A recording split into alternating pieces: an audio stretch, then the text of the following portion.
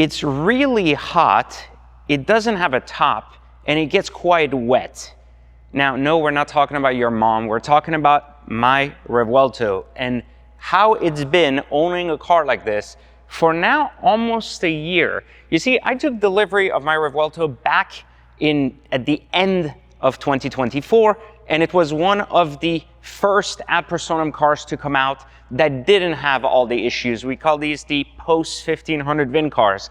And in this case, I have now lived with it with quite a bit of miles, actually. I've added 2,000 miles, which is, I would say, a lot of miles considering how many cars I have, which means that it's actually been driven quite a lot because I leave it at the house and I tend to use it often. And so today we're going to talk at Exotic Car Hacks about what it's like to actually own a Revuelto, the good, the bad, what I love about it, what I absolutely hate, and if you should actually buy one, or is it not worth the now $100K more because of the tariff price tag, priced at over $800,000 for a 2025 Revuelto.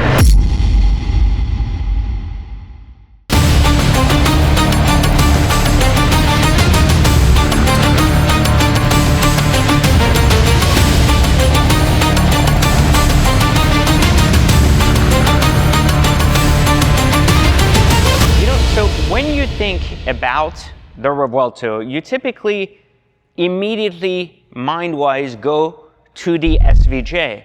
The first thing that always happens to any single person that sees this car, they have the need to tell me that they prefer the SVJ. They go, well, that's a nice car, but I would have bought an SVJ for that money. Well, the problem with that statement is that this isn't an SVJ.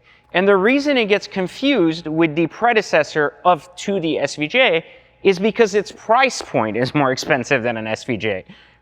But it really isn't and isn't supposed to be. As a matter of fact, if you're going to compare this car to is it that much better of a car, you should compare it to a 2012 Aventador. Not the latest race variation of the Aventador, or of the, I should say, the Murcielago LP, 670 or whatever.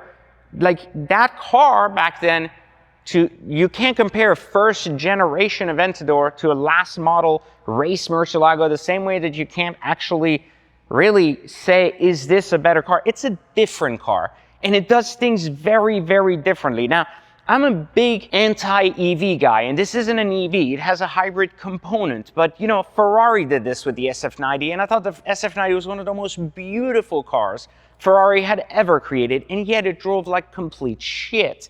And the problem with driving like shit wasn't actually that the car itself drove badly or wasn't fast enough, because it was boggling fast. The problem was it rattled, the steering buttons didn't work, and a lot of the technical aspects of a tech-heavy car just weren't helping the driving experience.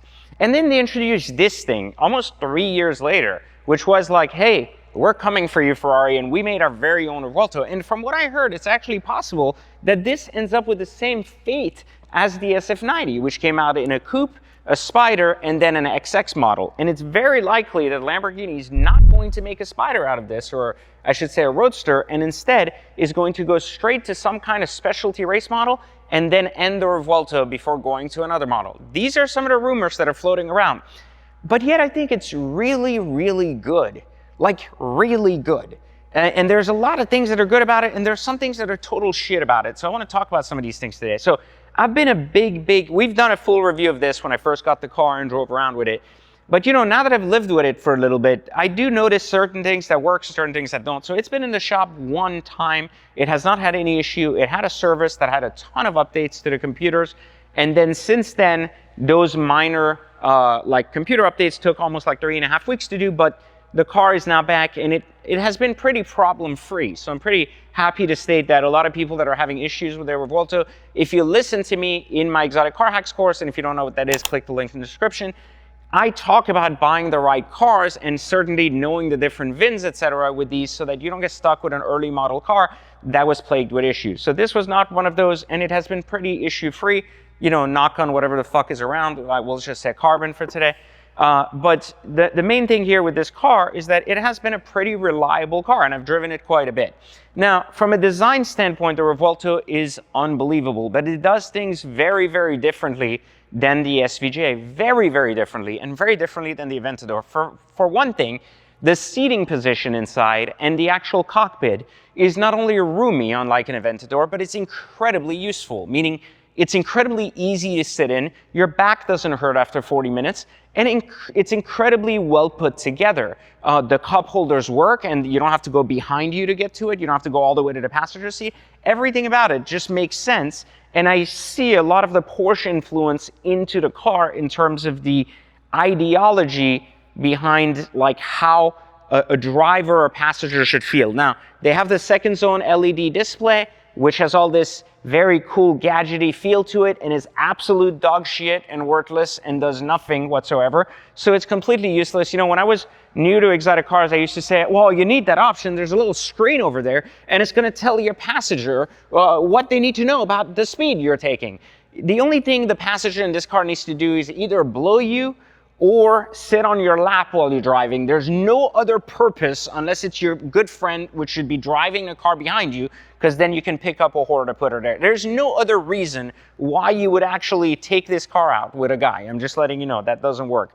So let's talk about we'll start at the design function and then go out. The longer I look at it, the more I love the back and the side profile of this car. And you guys have seen me previously talk about I have outfitted it with wheels. Factory suspension comes down on coils. This car has every carbon option. At the time this was purchased, the carbon roof and the carbon center here were not available. So this was early enough where Ad Personam did not have these features. Now this whole top and wing can also be carbon. I don't know that I would have done that with this color spec, but certainly if I was going to order a race model, something more wow, I would absolutely do that. In this case, I bought all the other carbon options, exterior, interior, and a full Ad Personam interior. But let's look at design for a second. The more I look at the side, the more I look at the rear, the better this gets over time. But the front, the longer I look at it, the more I think it's really, really ugly. I mean, just look at it. Like, it's very, very ugly. Look, come over here. I want you to see this. You get these lights right here, which really make the fucking car. The headlights are absolutely unbelievable. But then you get this gigantic fucking average looking hood, which there's so much opportunity here for stuff. And I prove this because the Duke Dynamics hood, which they make a body kit for this car, but just the hood alone would make this car look 500 times better with just a very small tweak, which is just a $10,000 problem. So it's not even 10 grand, but I'm saying the point is that it's just what that would be. So it's an easy fix, but for the sake of discussing the car as it comes from the factory, it's not that good. Because even though I've done aftermarket wheels here, I want to just note that the factory nice 22-inch wheels are beautiful and do not need to be replaced. If genuinely you like your car stock, this can work very, very well. So the front, the longer I look at it, is uglier. The rest of the car, the longer I look at it, gets prettier. So let's talk a little bit about the rest of the living with this car. Some of the things that occur with this car is, yes, it has a hybrid drive. So you actually get to turn on the car and you can get out of your house very quietly. So if you have a really very exciting life, and having a car like this typically you do, you need to escape out of your garage between 11 and 12:30 every night. And if you do that, you don't wake up the kids. It starts in hybrid. You can literally get out, and it's even less noisy than a vacuum cleaner leaving. So fantastic, really, really good thing. It's not a hybrid because the battery barely holds any charge. At most, you can probably drive like 20 miles or so before needing a charge. So it's not really an electric car per se. It's more so that the electric is used to support the power in the car, and obviously helps emissions. There are major faults here in terms of the digital aspects and display. So the first fault that I think is huge is where buttons are. So I don't know why manufacturers do this shit. They put everything on the steering wheel for no reason. This was one of my biggest arguments, and the longer you own this, the more annoying it fucking gets. So if you actually look at the Countach, which has 0 buttons on the steering wheel, 0 buttons, the driving experience becomes hyper-focused on the driving. And the other thing I would want to note is while it has nothing here, and this one has everything here, it doesn't need half of this shit. Like, I just want to be clear. We don't need, well, you kind of need the voice to audio, and I'm going to tell you why, but you shouldn't have to. But so it has that button, that's useless. The other thing, it has this button to make the wing come up and down. Sure, I don't really give a shit. It has the up and down lift button. That button shouldn't be here. My opinion should be right here. The gas button is here as a major button. That I don't understand. That should be on the door somewhere. I don't know why in this core area here, we have this Huracan thing they never updated since like 2015. Why is this the reverse from the Huracan? Makes no sense. And then why do you have a core button here, which is literally the gas cap here? So like that doesn't make sense. The lift should be here. It would be so much more useful. And then here's the other thing. You have all these modes here. You have 3 EV modes and you have 3 race modes. That's cool. But you don't have a button to instantly like you don't have a button to go back every time. So here's the problem. Every time I want to go driving, and I drive this often, so I like to drive it in sports mode, hybrid, and I like to also drive it in manual. I want my paddles, I want my sport mode, and I leave the hybrid so I'm not in full performance mode when I'm driving the city. The problem is, every single time I get in the car, the E mode is basically like warming up the car. Then the speed limiter is preventing the car to go past a certain thing, so you can't really go manual. And then within 5 minutes, then you can go into your settings and change everything. You have to do this every single time you get in the car. The car doesn't pre-save any settings. So if I park this car, go get ice cream or jerk off, I have to come back and deal with these 19 button configurations for no fucking reason. And it's really fucking annoying. It's really, really annoying. And I don't like it at all. And the reason why I said the lift shouldn't be here, or that it kind of sucks and I don't know why it's here, because you have the suspension button here and the lift. But you really have to press the lift button hard for it to really like trigger the car. So this is minor. I get it. Trust me. Like, this is not a Persian guy that's like so fucking rich that he's like talking about. Yeah, you see, even my video guys make fun of me. The thing is, it's not about the button strength or anything. It's that when you're driving, every one of these imperfections takes away from the driving dynamic of the car. And I'm going to give you another example. For years, I have yelled at Lamborghini for why doesn't this fucking infotainment have an on and off switch? Now, they somehow said, PJ, we heard you. We put buttons behind the steering wheel here to make the audio go up or mute or go down or go. This type of stupid shit is so impossible to reach to know what you're doing when you're driving and you're like flustered and you need to press something. And it takes so long to move the volume up and down. A fucking switch, like a little knob here, like a manual knob for 12 cents would have completely changed the dynamic of this experience. Because, take a look at this, which is terrible. I want you to take a look at this very simple thing. We're going to turn the car on. And I want you to see why this is very, very annoying. And I don't like it, you know? So right now, the car's actually on. That's right. It's on. Like, you don't hear it. It physically functions. It would move forward, backwards, whatever. You see, this is still loading. So look at how slow this is. That's problem one. This infotainment is awful. And I'm going to tell you why. So we press it. It barely has any options here. The Android Auto doesn't, and yes, I'm an Android guy. I know there's an iPhone guy out there, or there's many iPhone guys out there. And you guys are the innovators, the thinkers, yet you're buying the shit they sell you every single fucking 3 weeks for like $2,000 more. And it has the same shit Samsung did 10 years ago. It just makes it more stupid proof, so you don't have to figure out how to do it. So you look like better photographers with less, yeah, we're just gonna drop that comment. Anyways, so even though I have an Android Auto on, I have to go here and hit connect and connect it so Android Auto starts. So it doesn't automatically start, which is the first problem. The second, which is annoying every time, the second problem is this isn't that fucking responsive. And when I go to climate, I have to click climate and I have to wait. And then I have to click this to now lower the climate to 0 if I don't like it, or make it higher. I can adjust stuff. Now, if I want to go to seat heat, I have to then turn over and go to the next one. It's kind of this never-ending, like one thing after another, and it's just not fast. So when you're pressing stuff and you're driving, it's really fucking annoying, like in every way possible, like beyond anything you can expect. And then for settings, you don't really have that many things. You have a trunk opener, dynamics, and top view, and that's it. And that's basically it, and there's nothing else to it. But let me tell you this. This is basically the cup holders straight out of a Porsche 911, which is great. The biggest issue I have with this car, after having owned it so long, is absolutely how fucking terrible the sound system in this thing is. Once you're in sports mode, you can't hear shit. And when I say nothing, I mean, this is such a bad fucking stereo system that sometimes I have to look at either my phone or this fucking screen on Android Auto to know what song's playing, because I kind of can tell from the melody, but I can't hear the fucking songs. Now, part of this is because I'm fucking in my 40s and I'm getting old as shit, but part of it is because the fucking stereo just sucks.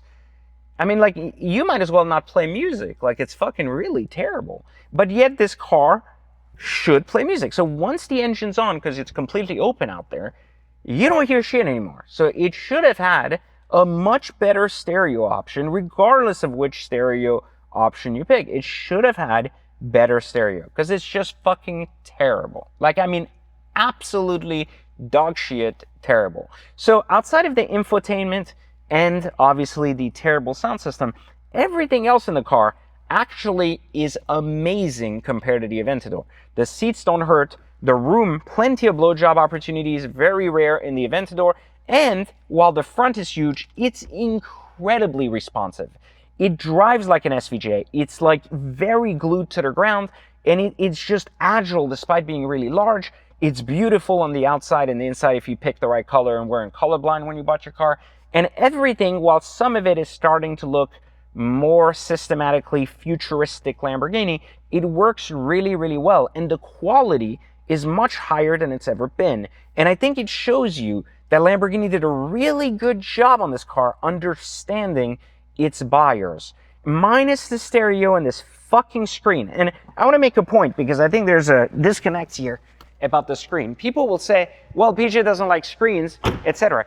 This fucking thing has a screen in it. This fucking thing came out 3 years before this fucking thing. And this fucking screen works 10 times better than this fucking screen. This interface works better than this interface. This fucking interface works better than the STO and the Revuelto and even their new fucking Tamario, whatever the fuck you call it, that actually has the same fucking screen as this. So the point is, if they could do it for this shit, why didn't just put this software in this fucking car and make it fucking work? It makes sense in this one. So if they added a knob to the screen, it would work. But the main thing about both of these softwares, this one is fast. When you click the buttons on the fucking screen, it moves bang, bang, bang, bang, bang really fast. This one, really fucking slow. So annoying, yes. Should you expect it? Oh, PJ, this is a $2 million car. It's the same fucking screen. It's the fucking software. It's not like someone invented a better fucking operating system. It's the same fucking thing. It's like saying that you're saying that the Windows from fucking like 2020 works better. Do they even have Windows now? Is this something, I think? I don't, okay, all right. Anyway, so if Windows was a thing from 2020, I don't know if Bill Gates is doing that or doing other shit in the world, but 2020 or 2022, you would expect 2022 to be a much better system, but it isn't. So those are my cues with this car, or should I say my quarrel with this car. Everything else about this car is beautiful, and I think that everything else about this car has so much opportunity. Once the actual SVGA model, the race variant, comes out, it's going to be a very interesting car, and I'm very excited to be ordering that. For now, this is my Revuelto. I still intend to keep it. I have my special client, one of 63 matching Ducati motorcycles coming to this. So we've done very, very cool similar pattern here with the colors and everything. So I'll be introducing that on the channel. Of course, I don't ride bikes anymore since I was like 19 years old. I have a brain now. And so those actual, that motorcycle will stay as more of a decoration piece in the office next to where this car gets retired once obviously the new race model shows up. So huge fan of the Revuelto. I would highly recommend it. Do I think it's great value at $800K? Honestly, if you told me I need a car to drive, not a car to just drive on the weekends, I would tell you I'd pick this every day of the week over an SVJ. An SVJ is incredibly inconvenient to drive every day, but this is a better car, but the SVJ is definitely a better driving experience. And so the question comes, why don't I have an SVJ? Well, because I have this. And this is the best thing that Lamborghini ever built that embodies everything Lamborghini ever was. And what people don't understand about this car is that this is the end of Lamborghini's best generation that got it to where it is today. And this is the beginning of what their future holds. And there's a lot that can be built off of this that's incredible. And there was a lot that was absolutely mental and insane that we all grew up with that's embodied in this car. And it's that fucking good. So there you have it. That's my review of the Revuelto after almost 1 year of ownership. I'll be keeping it for now. Absolutely adore this car as much as I adore my Countach. So both cars are actually here to stay for now. And otherwise, let me know what you think. Countach or Revuelto? Love to hear your thoughts. And make sure you like, subscribe, turn on notifications. And I'll catch you next time.